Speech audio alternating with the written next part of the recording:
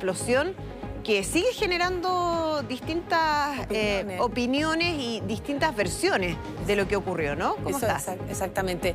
Bien, yo bien, pero la verdad que había mucha tensión por varias horas, sobre todo concentrado en Europa del Este, en momentos en que también los máximos líderes mundiales estaban en Asia. Soplaban aires de una posible tercera guerra mundial, por eso era tan elevada la tensión. Un misil de fabricación rusa había caído sobre Polonia, nación que integra la OTAN. Era la primera vez en 9 meses de la invasión rusa en territorio ucraniano que un misil caía en un país miembro de esta organización del Tratado del Atlántico Norte. Sabemos que ellos son igual que los 3 mosqueteros, como lo explicaba en la mañana, todos para uno y uno para todos. Y esto activó inmediatamente una reunión de emergencia en el Consejo de Seguridad de Polonia, la zona local, ¿verdad? Otra reunión de carácter urgente de la OTAN en Bruselas y también de los líderes del G7. Rusia negó en todo momento ser el responsable. Dijo que estas acusaciones fueron una provocación deliberada. Pasaron muchas horas, como les decía, hasta que habló el presidente de Polonia. Declaró que el misil que explotó en su territorio pudo ser lanzado por la defensa antiaérea de Ucrania, que nada indica que se trate de un ataque deliberado de Rusia y que lo más probable es que este misil fue fabricado en la ex Unión Soviética y del modelo S-300. Es decir, el proyectil habría sido lanzado por Ucrania de forma accidental cuando interceptaba estos misiles rusos, que ayer fueron lanzados más de 100 misiles rusos. Aún así, los líderes se comprometieron a una exhaustiva investigación, a tomar esto con cautela. La explosión en esta granja en la frontera de Ucrania con Polonia, mueren 2 personas efectivamente, pero ha hablado nuevamente el presidente Volodymyr Zelensky. Insiste en que fue un ataque de Rusia, algo que el mismo presidente de Estados Unidos ha dicho es poco probable. Revisemos las declaraciones de algunos líderes. Nada, absolutamente nada indica que este fue un ataque intencional contra Polonia. En este momento no tenemos ninguna evidencia de que este misil haya sido disparado por el lado ruso, mientras que hay una alta posibilidad de que se tratara de un misil utilizado en la defensa antimisiles, es decir, que fuera utilizado por las fuerzas de defensa ucranianas. Creo que hay que ser muy cauteloso. Vamos a esperar al resultado de la investigación. Eso es lo acordado entre todos los gobiernos que nos hemos reunido en la mañana de hoy. Acordamos apoyar la investigación de Polonia sobre la explosión en la zona rural cerca de la frontera con Ucrania. Y voy a asegurarme de que averigüemos exactamente qué pasó.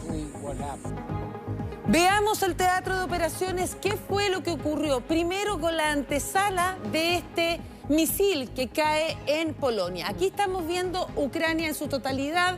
Sabemos, y por eso lo hemos marcado con la zona roja, que aquí están apostadas las tropas rusas, que poco a poco las tropas ucranianas han ido recuperando terreno, como lo indican estas 2 zonas azules. Y es allí, en el día de ayer, que se producen más de 100 bombardeos, y si usted se fija, en toda Ucrania, e incluyendo no solamente la capital, que ahora está con un apagón tremendo, como en otras ciudades, producto de que esos ataques que fueron dirigidos eran contra las fuentes energéticas, sino cómo se extendió la zona oeste, donde estaba en Leópolis, muy cerca donde fue el equipo de Mega Noticias apenas comenzó la guerra. Y es justamente ahí, en el punto que se produce la caída de uno de estos misiles. Veamos exactamente y con precisión dónde cayó el misil que ha generado este nivel de alerta. Veamos el siguiente mapa. Aquí vamos, justamente viendo esta línea amarilla, marca entonces la frontera de Ucrania con Polonia. La localidad se llama Segudov, creo decirlo bien, a solo 8 kilómetros de distancia de la frontera con Ucrania y a 70 kilómetros de distancia con Leópolis. Y es por eso que habían 3 escenarios. El primer escenario era que fuera un ataque deliberado de los rusos en medio de este bombardeo de más de un centenar de misiles. Segundo, que hubiese sido un error, que hubiese caído por error. Y tercero, que era que la defensa antiaérea de los ucranianos, que es usual en cualquier guerra, es interceptar los misiles que van cayendo y que hubiesen caído restos. Pero en esta ocasión uno de esos misiles antiaéreos cae, según esta información preliminar que cuentan las autoridades de Polonia, es uno de los misiles ucranianos el que cae a esa zona. Claro, durante todos estos meses que ha durado el conflicto, Mariane, desde el inicio de la guerra, el 24 de febrero, siempre ha existido esa preocupación, especialmente considerando bombardeos que Rusia ha hecho contra Leópolis Oliv, ¿no? Que es una ciudad de las más fronterizas con Polonia. Quizás el más cercano había sido cerca de 20 kilómetros al principio de la guerra, ¿no? Incluso en un cuartel. En un cuartel, exactamente, de entrenamiento ahí de fuerzas militares.